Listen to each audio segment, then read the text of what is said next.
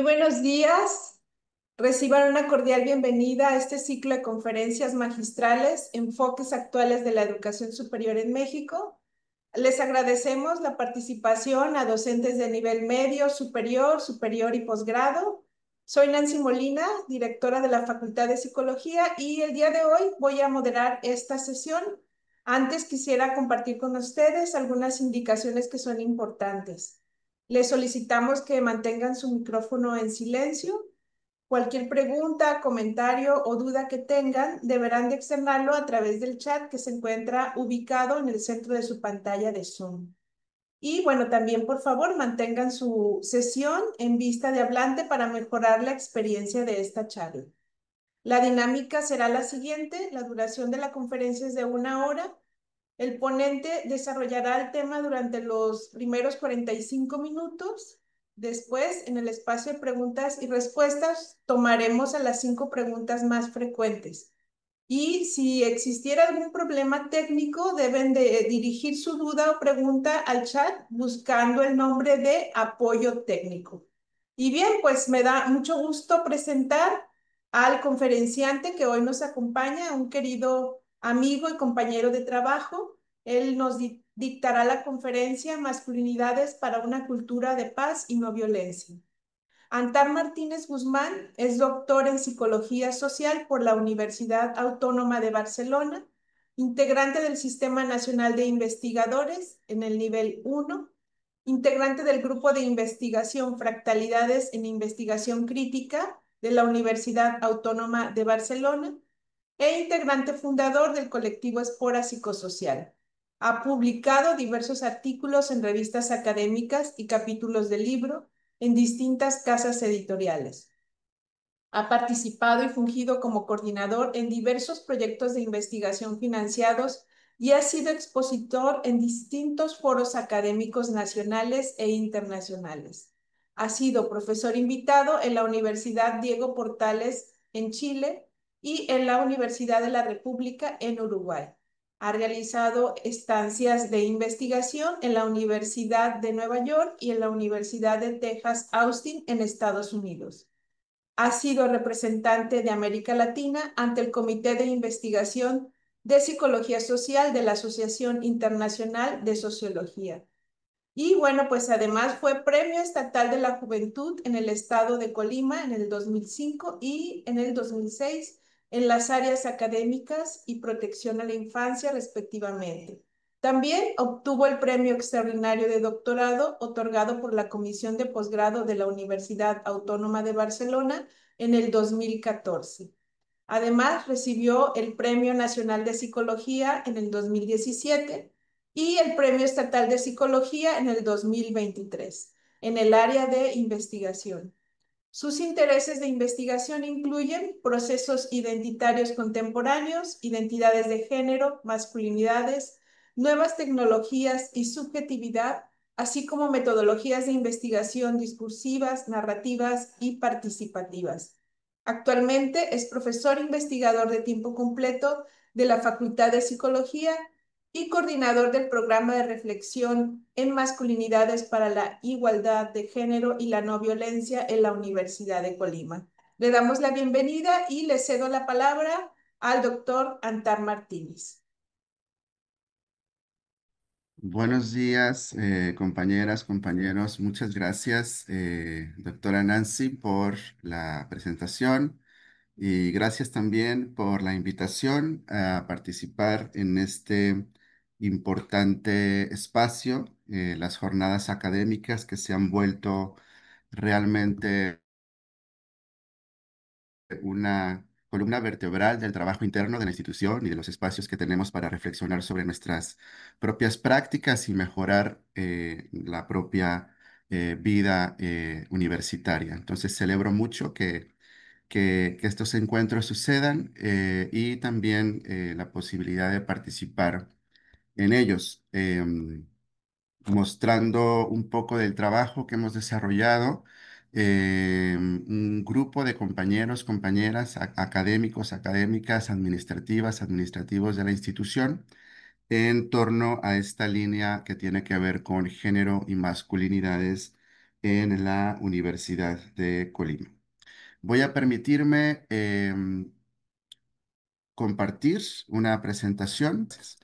Bueno, entonces, pues vamos a arrancar. La conferencia se llama así, tentativamente es un título muy amplio que espero que pueda irse focalizando en algunos puntos clave que me interesa tratar hoy.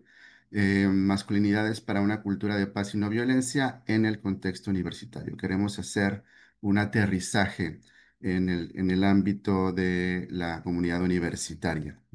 Y aquí les planteo a grandes rasgos un objetivo general, ofrecer un panorama reflexivo sobre el papel de las masculinidades en la promoción de una cultura de paz y de relaciones libres de violencia en el contexto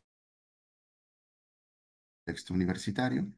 La palabra panorama es importante porque es un tema muy vasto, muy complejo, que tiene muchas aristas, que tiene muchos ángulos que no vamos aquí a revisar exhaustivamente, pero sí me gustaría ofrecer algunas claves dentro de ciertos ámbitos temáticos y seguramente después habrá instancias y espacios universitarios para profundizar en algunos de estos temas con diferentes compañeros y compañeras. Este es un punteo temático también muy general. Primero me gustaría establecer algunas coordenadas de aproximación sobre cómo debemos abordar este tema, cómo entendemos este tema. Posteriormente, una base conceptual mínima sobre qué entendemos por el tema de masculinidad y masculinidades en el ámbito de los estudios de género, entre otros ámbitos de ciencias sociales. Y finalmente, bueno, posteriormente, revisar un poco la relación entre las masculinidades y su vínculo con la cultura de paz y no violencia. Detenerme en algunos obstáculos y desafíos que identificamos actualmente en este mundo tan atribulado con respecto al trabajo en esta línea. Y finalmente, algunas claves para la transformación y rutas de trabajo para generar masculinidades orientadas a la no violencia y a la cultura de paz. Espero a grandes rasgos poder decir algo interesante, significativo sobre estos puntos. Y me gustaría empezar aquí haciendo un par de advertencias y de precisiones que necesitamos tener en cuenta a la hora de abordar este tema. Em, Primero, la idea de que efectivamente en tiempos recientes observamos que hay un cierto consenso y un cierto foco de atención institucional, académica, de trabajo interventivo en el aspecto de las masculinidades como un elemento central que va a coadyuvar, que va a contribuir a generar condiciones sociales más justas, igualitarias y pacíficas. Como todos sabemos, este proyecto de generar sociedades menos violentas, más igualitarias, más armoniosas, es un proyecto muy complejo que requiere la coordinación de múltiples factores y uno de ellos que se considera importante es el trabajo sobre masculinidades. Entonces, hemos visto recientemente una amplificación de el interés sobre este tema. Em, pero esta amplificación no está, este foco sobre este tema no está exento de controversias, ¿no? Es un tema que, debemos decirlo, genera muchas controversias. En muchos sectores de la población hay un cierto escepticismo con respecto a estos temas. También nos encontramos de manera muy clara con resistencias abiertas y contundentes a este tema en muchos casos, ¿no? También es un tema sobre el que existe mucha desinformación, ¿no? O tergiversación de la información. Es un tema también poco comprendido en sus justos términos conceptuales, metodológicos, académicos, ¿no? Eso me parece que también abona a que haya resistencias y escepticismos en algunos sectores, ¿no? Y creo que también es importante decir algo aquí relacionado con la forma en que estos temas, el tema de la masculinidad, pero también en general creo que los temas de género nos atraviesan, ¿no? Se trata de un conjunto de temas que tocan fibras personales permanentemente, ¿no? Entonces, tratar temas de género, de cómo nos relacionamos hombres y mujeres, de cómo llegamos a ser hombres y mujeres, de qué tipo de hombres y mujeres em, somos en una sociedad determinada, son temas que se entrecruzan, se entreveran con creencias personales muy arraigadas, con nuestra propia identidad, con nuestras propias formas de sentir, con nuestros afectos, con nuestras relaciones. Entonces, cuando hablamos de eso, es un poco inevitable que nos veamos ahí entreveradas y que nos veamos reflejadas las personas. Esto también hace que sea un tema, pues, con una sensibilidad importante que también genere reacciones al respecto. Todas las personas también en nuestra cultura tenemos, digamos, teorías populares o teorías legas sobre el género, ¿no? Todas las personas crecimos con una educación formal e informal que nos ha enseñado a través de ejemplos y a través de mandatos culturales, en qué consisten las relaciones de género, cómo es ser un hombre, cómo es ser una mujer. Entonces, de alguna manera, todas las personas ya tenemos preconcepciones al respecto. Entonces, trabajar este tema implica un doble desafío que tiene que ver con, por un lado, analizar, cuestionar rigurosa, críticamente, académicamente la realidad circundante, el entorno, pero también poner bajo cuestionamiento los- los- las propias creencias, ¿no? La propia forma en que hemos sido educadas y educados. Y esto siempre también es un desafío importante. Bueno, finalmente, para abordar este tema, hay muchos enfoques, es un campo intertransdisciplinario muy vasto, muy complejo. En esta ocasión vamos a abordarlo a través de una perspectiva psicosocial, una perspectiva de género que tiene importantes influencias de los enfoques interseccional y de derechos humanos, ¿no? Entonces nos vamos a basar en el campo de estudios que tiene este enfoque y además también en las propias experiencias de investigación y de intervención que hemos desarrollado durante los últimos años. Muy bien, bueno, vamos a poner una base mínima de comprensión, conceptualización sobre lo que podemos entender por masculinidad y masculinidades, estos términos que circulan mucho, escuchamos frecuentemente y menos veces tenemos claros a nivel conceptual, ¿no?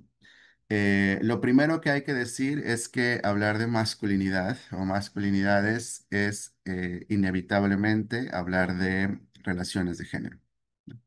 No es un objeto aislado que se pueda estudiar aparte, no es una realidad independiente a el complejo ordenamiento de género que tenemos en nuestras sociedades. De hecho, podríamos decir, por simplificarlo quizá extremadamente, que la masculinidad es un producto, una pieza necesaria en la estructura de género de nuestras sociedades. Entonces, hablar de masculinidad inevitablemente es hablar de género. Otro aspecto importante, como muchos conceptos fuertes en el ámbito de las ciencias sociales y del trabajo académico, masculinidades no es un término que tenga una definición unívoca. Em, Al contrario, lo que encontramos es que se utiliza de diferentes formas, porque es un término complejo, refiere más bien a un campo semántico, más que a una definición de diccionario muy clara, ¿no? Pero sí podemos dar algunas claves importantes sobre cómo caracterizar este concepto. La socióloga, una referente en los estudios de la masculinidad, Rewin Connell, dice que masculinidad es una palabra que usamos para designar diferentes cosas, pero podríamos destacar al menos tres elementos, ¿no? Primero, la masculinidad es una posición en un sistema de género, en una estructura particular, ¿no? Nosotros tenemos un sistema de género específico, ¿no? Un sistema de género moderno, occidental, con una base patriarcal. Este sistema de género tiene ciertas características. No es el único que ha existido, ni que existe, ni que puede existir. Eso es importante, ¿no? Pero el nuestro, nuestra forma de organización de las relaciones de género tiene ciertas características. No vamos a ahondar mucho en esto, solo voy a mencionar un par de puntos. Primero, es un sistema binario, ¿no? Que tiene un lenguaje, una gramática que organiza la vida sexual y de género en términos binarios. Utiliza dos grandes términos para codificar la realidad del género, que es masculino y femenino, ¿no? Y además, esta codificación binaria, insisto, en otros sistemas culturales de género ha habido otras formas de codificación y de clasificación que incluyen, por ejemplo, tres o seis categorías, ¿no? O una, por ejemplo. Entonces, además de esto, este binomio masculino-femenino presenta en la base cultural de este sistema de género una característica que es una distinción jerárquica, ¿no? Lo masculino de lo femenino se oponen, pero además se relacionan de manera jerárquica y eso, digamos, está en la base de la construcción del sistema de género dominante, tradicional, que tenemos en las sociedades occidentales modernas, ¿no? Entonces, primer punto, la masculinidad es una posición en esa estructura, en ese sistema de género en el cual vivimos. Segunda forma de acepción, la masculinidad es un conjunto de normas, de atributos, de cualidades, de características, de imaginarios culturales y sociales que se asocian al ser hombre en un contexto determinado, ¿no? Entonces, las sociedades producimos códigos, representaciones, atributos, perfiles que asociamos al ser hombre en una sociedad determinada y están presentes en todas partes, en los medios de comunicación, en las canciones, en las representaciones gráficas, en los perfiles de los héroes nacionales, en la historia, en general, en los objetos que consumimos, en los juguetes, en la ropa, ¿no? Es un conjunto de representaciones que circula por el ámbito cultural y que está asociado al ser hombre en un contexto determinado. Y finalmente, la otra excepción de lo que es la masculinidad son las formas particulares. Fíjense que hasta aquí, en estas primeras dos excepciones, no hemos hablado realmente todavía de personas, de sujetos concretos, de individuos, de hombres, ¿no? Estamos definiendo la masculinidad más bien como un imaginario cultural y como una estructura social. Esto es muy importante porque para poder trabajar de manera rigurosa y crítica sobre este tema, es necesario dejar de pensar que son equivalentes masculinidad y hombres. Por supuesto que tienen que ver, ¿no? Pero no significan lo mismo. Quizá podamos ahondar un poquito más en esto más adelante. Em, entonces, finalmente hay una tercera acepción, que es donde ya bajamos un poco esto a los sujetos individuales, ¿no? Que son las formas particulares en que las personas, particularmente los hombres, pero no solamente los hombres, nos involucramos, nos implicamos, nos atraviesan, nos vinculamos, nos relacionamos con ese conjunto de normas culturales y con esas posiciones en el orden de género, ¿no? ¿Cómo nos atraviesan? ¿Hasta qué punto introyectamos esas normas, nos identificamos con ellas, las encarnamos, las materializamos o las rechazamos? ¿Qué normas sí incorporamos, qué normas no incorporamos, ¿no? Y ahí empieza a haber una variedad prácticamente infinita de formas de masculinidad. Es cuando hablamos de masculinidades, de las diferentes formas en que las personas tienen, especialmente los varones, de incorporar, involucrarse, identificarse, introyectar y desplegar esos cánones, esas estructuras culturales que dictan lo que es masculino y lo que es ser un hombre en un contexto determinado. Y ahí efectivamente hay muchas variaciones, ¿no? Independientemente de las tipificaciones que se puedan hacer. lo que nos encontramos es una diversidad eh, infinita, ¿no? Como suele suceder con la subjetividad humana, que está definida por la diversidad. Otro aspecto importante es que los significados de lo que se considera masculino en un contexto determinado varían, ¿no? No son significados estáticos ni fijos, sino que se mueven con el tiempo, se mueven con la historia y se mueven también a través de los contextos sociales y culturales, ¿no? Entonces no significa, no tenemos los mismos significantes de masculinidad hoy que hace 100, 200 años, ni en Latinoamérica que en el norte de Europa, ni en sociedades industrializadas modernas, hiperconectadas, posmodernas, que en sociedades rurales, etcétera. Va a haber una diferencia importante sobre aquello que se considera masculino. Y finalmente, un aspecto que nos va a dar pie para decir lo que sigue es que en nuestras sociedades la masculinidad, esto se ha visto en numerosos estudios, ¿no? En distintos contextos, en nuestro orden de género moderno occidental, la masculinidad tiende a organizarse de manera jerárquica, con diferentes expresiones y modalidades y seguramente con algunas excepciones culturales, como ocurre siempre también en los fenómenos sociales, pero es un patrón recurrente que en nuestras sociedades la masculinidad se organiza de manera jerárquica. Tiende a establecer jerarquías importantes y muy claras para poder estructurarse a sí misma. Es en este estudio de cómo la masculinidad se organiza jerárquicamente que surge un término que se repite mucho, se entiende poco, que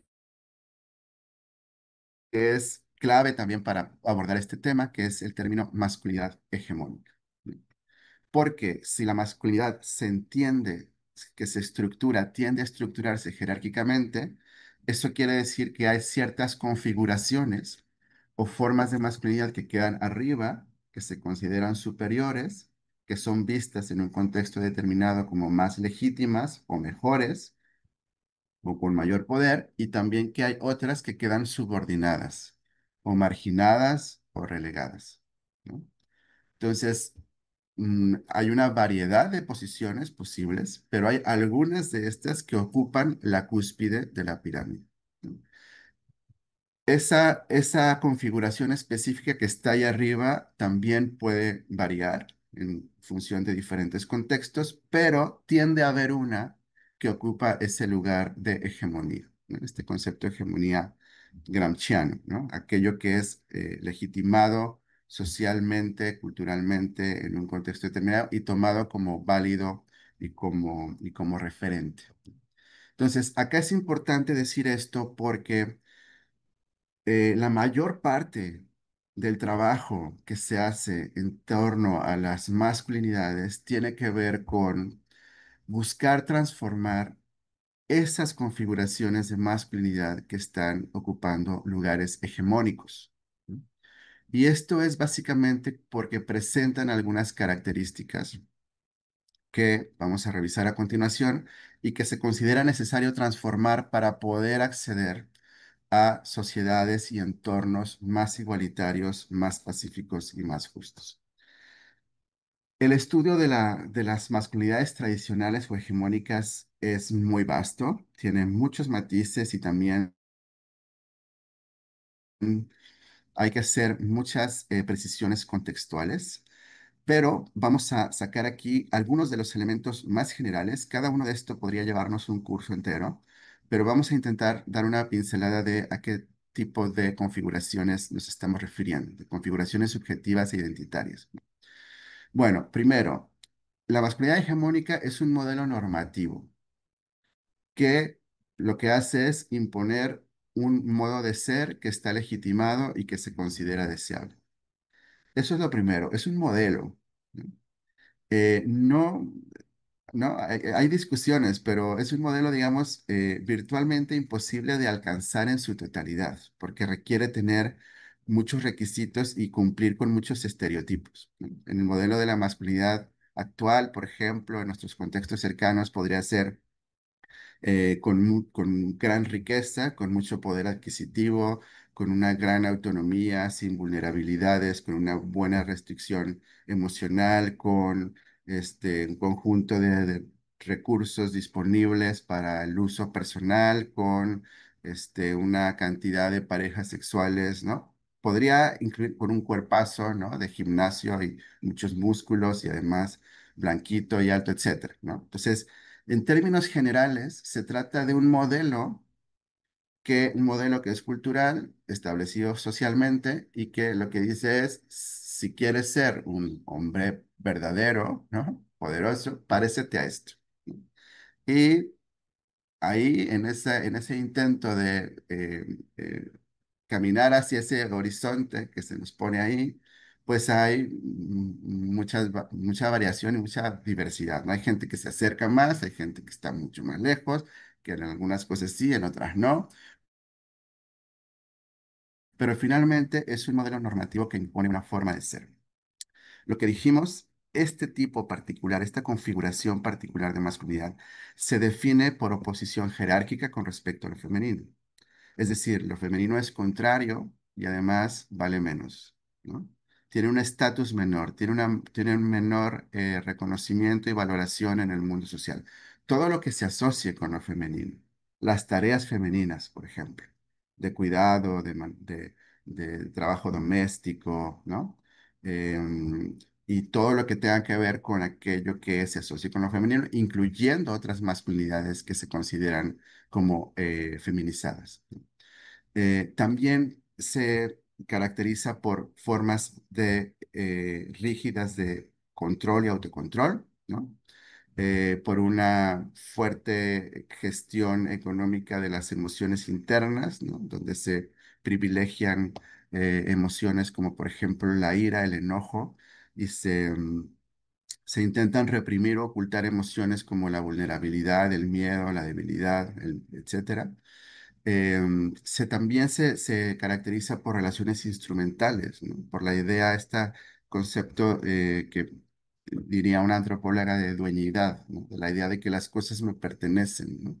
La gente es mía, mi mujer es mía, yo dispongo de los recursos, yo dispongo de la gente porque es parte de de mi propiedad, ¿no? Entonces establece relaciones instrumentales con otras personas, con otros varones también, con las mujeres y también con los recursos, los entornos naturales. Entonces, aquí tenemos una caracterización quizá muy burda y muy incompleta, por supuesto, de algunas características de esas configuraciones de masculinidad hegemónica que nos interesan cuestionar y transformar. Entonces, desde aquí, haciendo nada más un énfasis, ¿no? Estamos dándonos cuenta de que no es un tema que tenga que ver con la validez o no de las personas, o si los hombres y los varones en general son buenos o son malos, o tienen o no culpas, en principio, ¿no? Lo que estamos haciendo es identificar estructuras sociales y culturales muy arraigadas que por supuesto que influyen en la forma en que muchas personas somos, pero que finalmente son las estructuras las que necesitamos modificar. Y estas características pues se expresan en un montón de ámbitos, ¿no? De ámbitos sociales, cotidianos, en nuestros lugares de trabajo, en nuestros lugares de estudio, y se expresan a través de cómo establecemos relaciones de pareja, relaciones de familia, cómo construimos ciertos estilos de crianza, cómo ejercemos la autoridad en los lugares donde tenemos que ejercer la autoridad, cómo establecemos vínculos, por ejemplo, de trabajo en las oficinas, cómo nos llevamos en los pasillos, etcétera, etcétera. Este es un modelo que propone en su momento, hace ya un par de décadas, Kaufman, Michael Kaufman, que es muy importante porque sigue siendo muy vigente, aunque podemos complementarlo un poco al día de hoy, ¿no? Nos intenta explicar cuál es la relación en términos generales, entre violencia y masculinidad. No, la violencia no es exclusiva de los sujetos masculinos, ni es obligatoria o necesaria en los sujetos masculinos. Eso es lo primero, ¿no? La violencia es una posibilidad humana, está en el repertorio de posibilidades comportamentales de cualquier persona de la especie humana. No es propio de los hombres. Hay muchos hombres que no ejercen violencia, por eso quiere decir que no está incrustado en la naturaleza masculina per se, sino que la relación que existe ha sido una relación construida histórica y socioculturalmente. Y básicamente lo que nos dicen los estudios es que en las sociedades occidentales se ha delegado el uso de la violencia fundamentalmente a las identidades masculinas. La violencia es un tema complejo. Aquí la doctora Nancy es una de las expertas en esta materia, ¿no? En nuestras sociedades se ha delegado y se ha atribuido a las identidades masculinas el uso de la violencia. Esto está muy documentado, ¿no? Y además también es bien observable en las formas de socialización que tenemos con nuestros niños, por ejemplo, ¿no? Hay una socialización muy temprana con respecto al uso de la violencia, ¿no? Enseñamos, inculcamos a veces activamente a aprender ese uso, ejercitarlo, recibirlo, saber tolerarlo, etcétera, etcétera. Algunas autoras hablan de que hay una especie de desensibilización sistemática con respecto al uso de la violencia y una especie de adormecimiento, de anestesia de cualidades empáticas que son necesarias para la no violencia, ¿no? Que ocurre en la socialización de los niños a muy temprana edad. Y lo que dice Kaufman es que la violencia masculina se ejerce en tres direcciones, ¿no? La primera es contra las mujeres y los sujetos feminizados, con una función que tiene que ver con reafirmar el estatus y la autoridad, ¿no? Em, no solamente las mujeres, sino todo aquel sujeto, individuo que se considere con características femeninas, ¿no? También hacia otros hombres, donde tiene la función de proteger y estimular la jerarquía, ¿no? Está codificada en clave de competencia y rivalidad. Hay que luchar contra otros hombres por predominar, ¿no? Por ser el dominante en diferentes contextos. Y finalmente también hay una violencia hacia sí mismos, ¿no? Sabemos que para poder cumplir con los requisitos, con los mandatos de género que se requieren para alcanzar estas configuraciones de masculinidad, pues es necesario someterse, ¿no? A ciertos mecanismos también que perjudican a la propia persona. Tenemos, es muy clara las tendencias en muchos países, ¿no? Con algunas diferencias de matices, pero el nivel de suicidios o de ciertas enfermedades típicas de ciertas formas de vida, de accidentes, de muertes violentas, en hombres es muchísimo más alta que en mujeres, ¿no? Entonces hay una especie también de descuido y de negligencia con respecto al propio cuidado que forma parte de los repertorios de comportamiento. Eh, entonces, puesto este panorama, la idea es pensar en cómo em, el trabajo con masculinidades nos puede ayudar, es un elemento importante para la construcción de una cultura de paz, ¿no? Como hemos visto, hay diferentes rasgos de la masculinidad que de alguna manera están obstaculizando o están poniendo barreras al desarrollo de una cultura de paz. Y en general, creo que en el momento actual, em, la cultura de paz se enfrenta a una serie de importantes desafíos, ¿no? Solo basta mirar nuestro mundo actualmente y nos vamos a dar cuenta de que se trata de un momento en donde parece haber un refortalecimiento y un rebrote de las lógicas belicistas y de guerra, ¿no?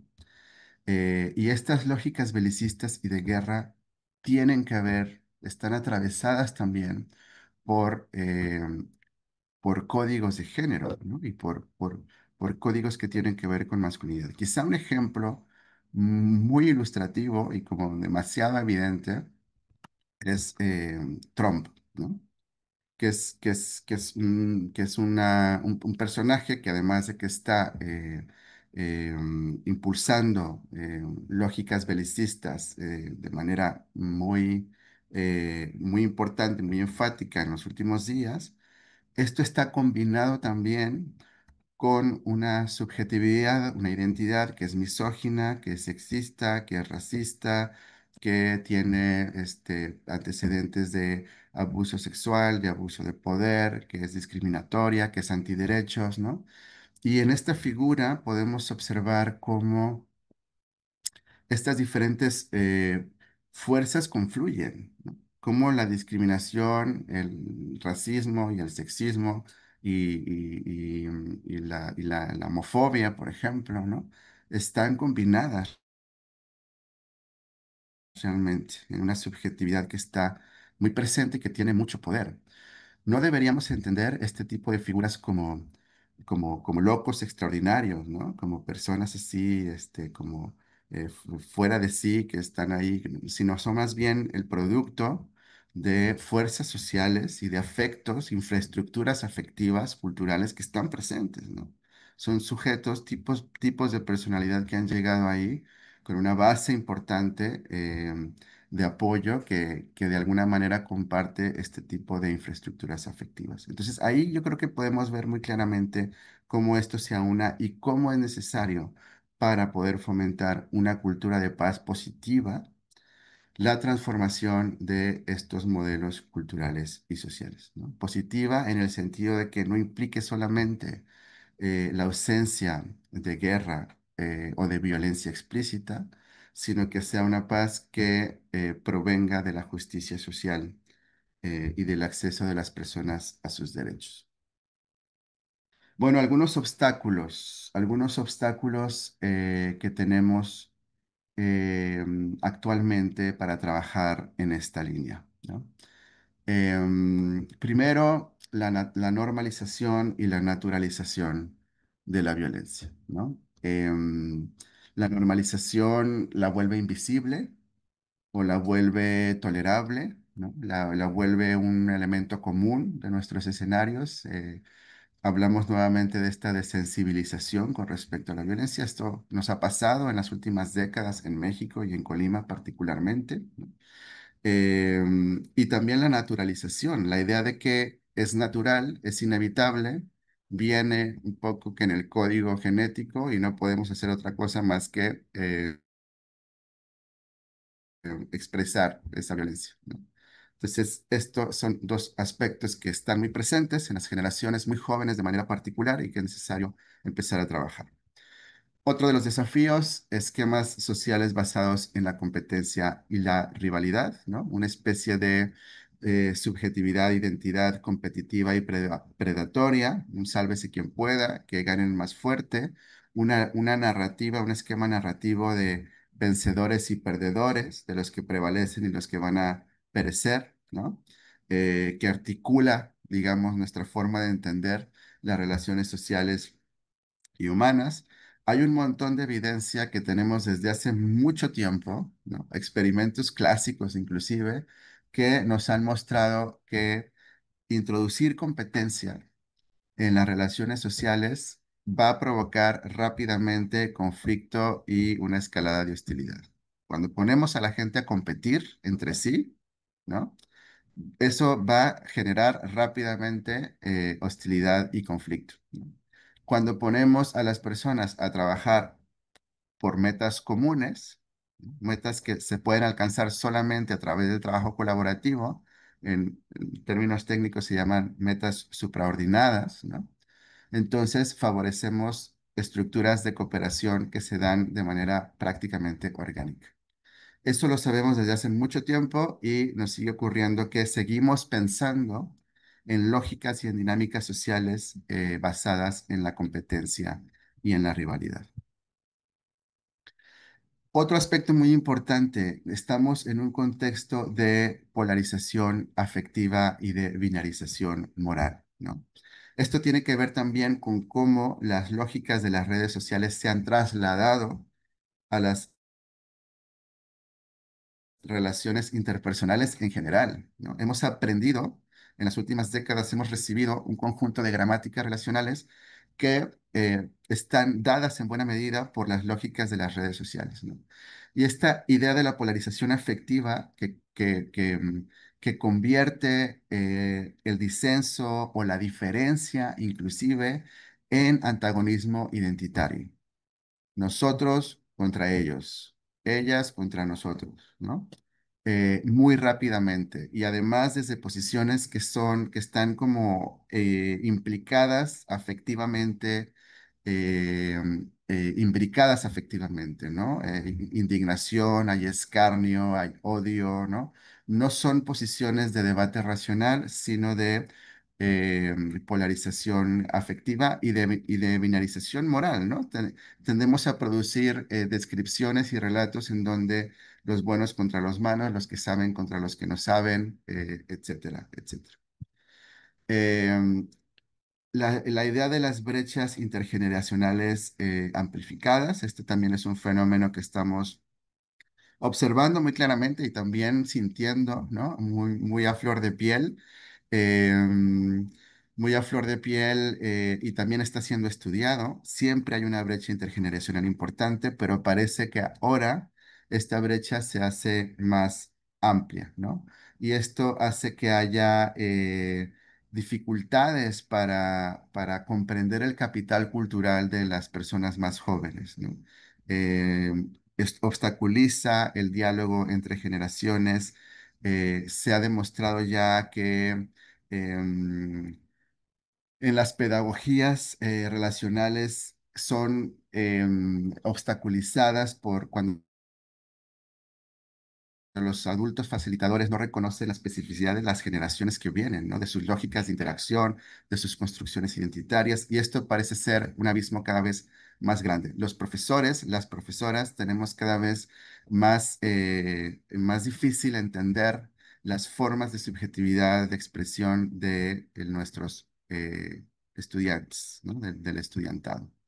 Y finalmente, una serie de discursos reaccionarios y neoconservadores que vuelven a tener espacio cultural importante, ¿no? Y esto también se debe al hecho de que vivimos en una sociedad que actualmente tiene una proliferación discursiva contradictoria muy grande. Es decir, nuestros jóvenes, sobre todo los chicos, pero en general jóvenes de cualquier género, están sometidos a demandas dispares, ¿no? Por un lado, se les dice que tienen que repensar sus masculinidades y trabajar para la no violencia, y por el otro lado está toda la cultura, las narcoculturas y toda la cultura de la violencia a la que están sujetos. Entonces, los mensajes que estamos recibiendo son muy contradictorios y también generan mucho ruido, ¿no? También es un aspecto sobre el cual tenemos que trabajar. Yo voy a cerrar con algunos puntos relacionados con cómo estos desafíos se ven a nivel de instituciones de educación superior en el contexto universitario. Primero, reconocer que las instituciones educativas, las universidades también, están permeadas por la cultura a la que pertenecen. Y si esa cultura tiene elementos patriarcales y machistas, estos también van a aparecer en las universidades, ¿no? Entonces, debemos partir de ahí, de que necesitamos también repensar la institución en términos más igualitarios y democráticos a nivel de cómo está siendo diseñada. Segundo punto, la producción de conocimiento también. Aquí, por ejemplo, hay personas que han estudiado mejor esto, pero sabemos que hay sesgos de género androcéntricos importantes en cómo se estudian y se comprenden los fenómenos sociales y culturales. Y de otros también, ¿no? Por ejemplo, en biología o en ciencias naturales. Y también nuestras formas de hacer.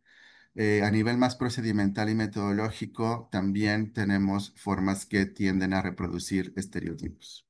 Entonces, estos son algunos de los niveles en los que podríamos trabajar a nivel IES.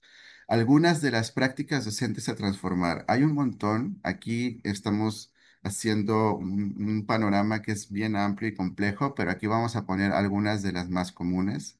El abuso de poder y de autoridad para manipular, hostigar, discriminar, violentar a estudiantes o a personas en posición de subordinación, la ausencia de patrones igualitarios, es decir, prácticas de trato desigual, discriminatorio en aulas con respecto a cómo se trata a mujeres, a hombres, el acceso a la participación, las formas en que se utiliza el lenguaje, señalamientos a la vida personal, ¿no?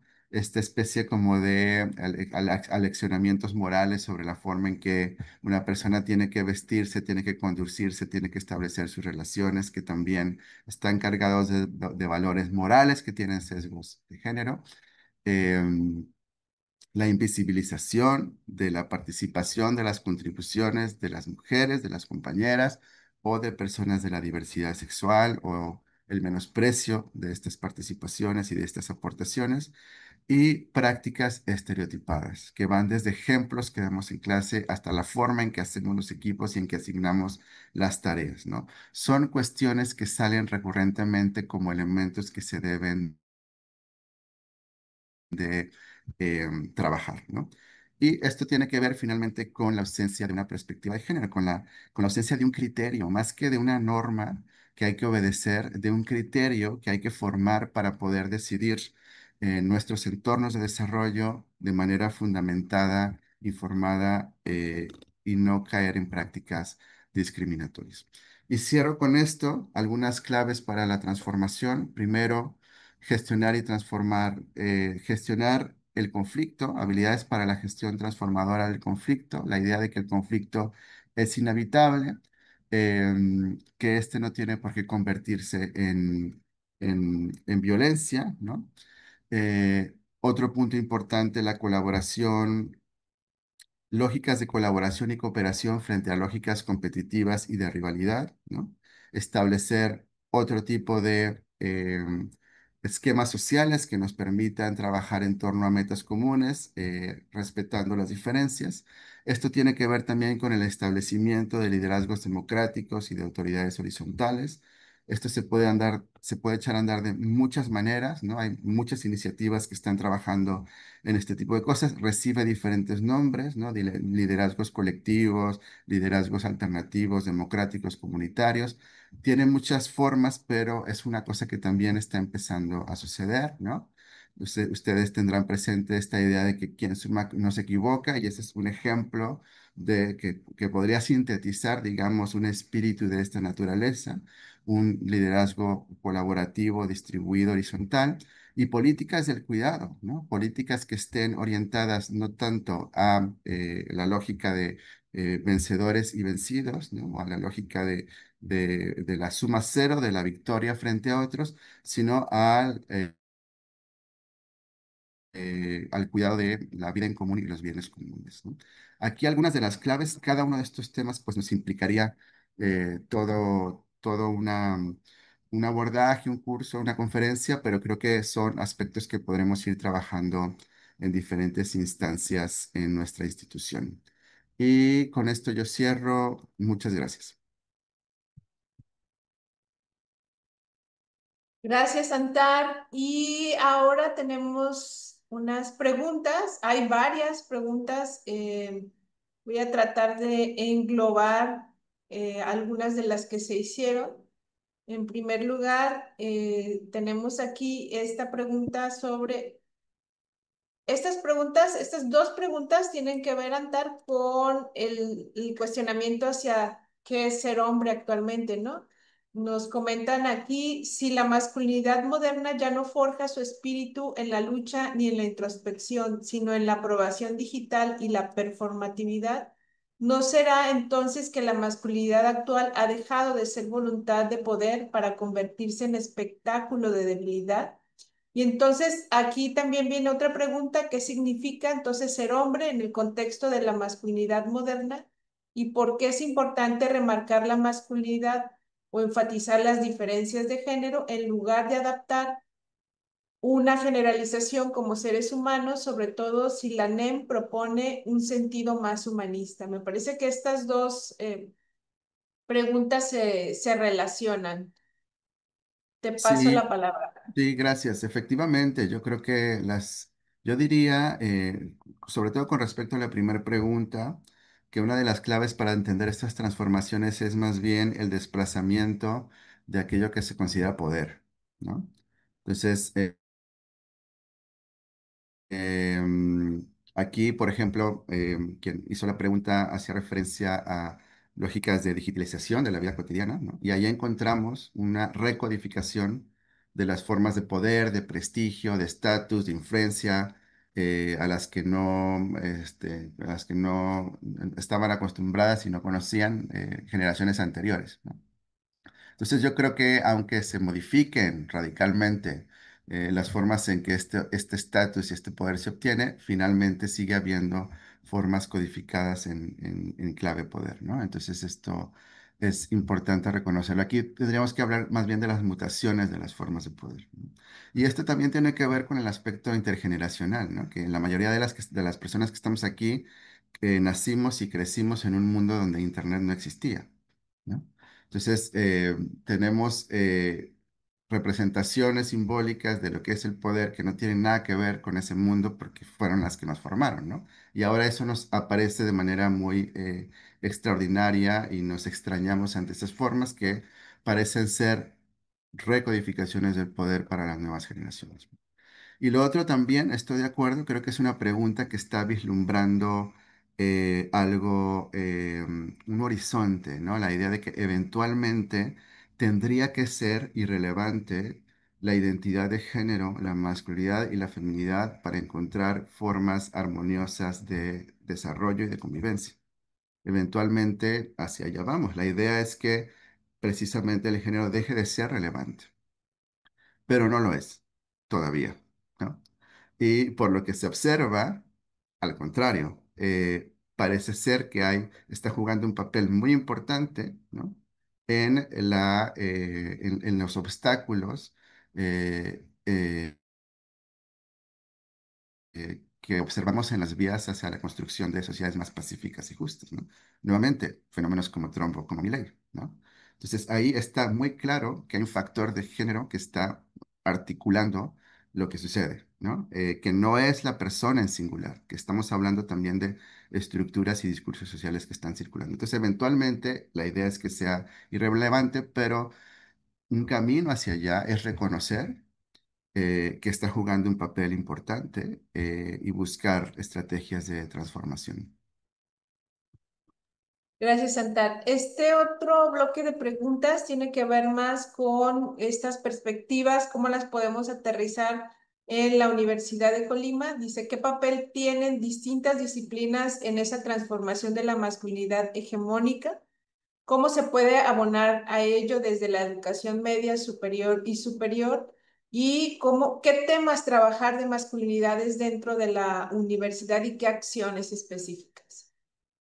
Gracias, muy interesante. Una cosa que yo quisiera decir es que es una cosa que ya se hace, se está haciendo, que estamos haciendo en la universidad, también en otras universidades. Yo diría, sin temor a equivocarme, que nuestra universidad tiene un desarrollo y de alguna forma un avance vanguardista en estos temas, ¿no? Hay muchas iniciativas en nuestra universidad articuladas en torno a esta línea de trabajo, estos propios espacios, ¿no? Y la presencia de estos temas en espacios como este creo que dan muestra del compromiso de la institución con, con esta línea de trabajo. Entonces son cosas que de alguna forma ya estamos haciendo, que ya se vienen haciendo desde hace algún tiempo, ¿no? Hay un montón de colegas que están aquí de distintas instancias de la universidad que están muy comprometidas y que dedican un esfuerzo importante a estos temas. Entonces ya está ocurriendo. Em, no hay fórmulas, ¿no? Esto también es importante. Muchas veces se nos acercan las personas y nos preguntan, dime cómo le hacemos, que si se puede, que no se puede, cómo le hago, ¿no? Qué debo decir, qué no debo decir, o qué funciona. No hay fórmulas, ¿no? Es un trabajo muy artesanal que requiere de estrategias diversas, que hay que ir probando, que hay que ir afinando. Es un trabajo también que se propone una meta que es compleja y vasta, que es transformación cultural, ¿no? Que siempre es más lenta, pero creo que eso está ocurriendo. ¿Qué áreas? Pues hay un montón de áreas involucradas. En principio, todas las ciencias sociales y las humanidades, ¿no? Em, pero también creo que en la universidad, al tener como eje de nuestras funciones la docencia, la formación de personas y de ciudadanos, ciudadanas, por definición necesitamos integrar estos aspectos nuestras competencias, ¿no? Transformar, por ejemplo, ¿no? Lo que decíamos, las formas los estilos de liderazgo, ¿no? Esto es muy importante, o las prácticas pedagógicas con las cuales llevamos a cabo nuestras tareas día con día, es fundamental repensarlas a través de esquemas más igualitarios, más democráticos, más participativos. Gracias, Antar. Y hablando precisamente de eso, de llevarlo al aula, esas aportaciones, el siguiente bloque de preguntas, que ya es el último, hay más, pero son las que, bueno, más se repiten. Dice, ¿cómo llevar de esta autorreflexión que se hace de la masculinidad hacia las prácticas en el aula? Voy a leer esta pregunta que dice, si la masculinidad es un modelo social, ¿cómo podemos autodeconstruir ese imaginario, especialmente siendo docentes, para ya no reproducir las conductas que derivan de ese modelo? ¿Cómo aterrizar esa información en nuestro actuar docente, en contextos también donde hay ya la inteligencia artificial que está mediando también entre estas masculinidades, y cómo podemos enseñar en el aula esa masculinidad? Em, Ay, es una pregunta muy grande. No sé si podamos